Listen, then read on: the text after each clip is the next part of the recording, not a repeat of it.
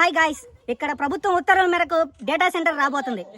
అందుకని ఈ పరిసర ప్రాంతాలు చూసి ఒకసారి వాటి యొక్క opinions, water resources, animals, plants, trees వీటన్నిటి గురించి చూసుకొని మనం వాటి యొక్క ఒపీనియన్స్ ఏంటి, వాళ్ళని ఎలా కన్విన్స్ చేయాలి అనే దాని దృష్టి గురించి మనం ఇక్కడ ఫోకస్ చేయబోతున్నాం.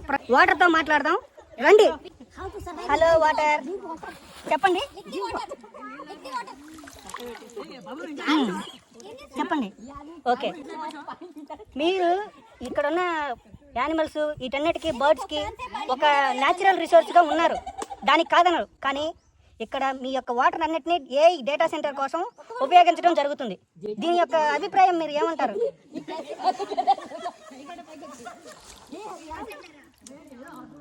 ఈ వాటర్ అనేది వద్దు వద్దు అంటుంది.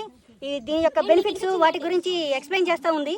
సో వద్దు వద్దు అంటున్నవి అయినా సరే మనం ఏమాత్రం ఆలస్యం చేయకుండా నెక్స్ట్ దాని ఒపీనియన్కి వెళ్దాము. Next trees. చెట్టు నీ వల్ల ఉపయోగాలు ఉన్నాయి.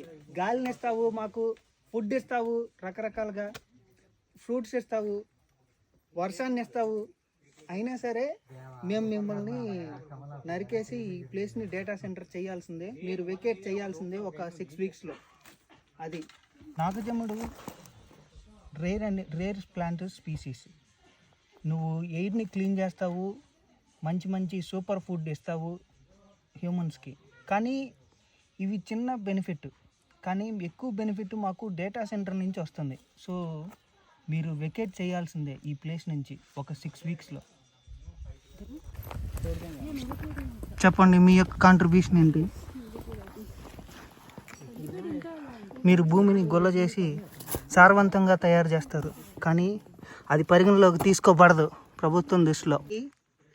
ఇది నువ్వు ఫిట్నెస్కి మాకు చాలా హెల్ప్ చేస్తున్నావు, థ్యాంక్ యూ సో మచ్.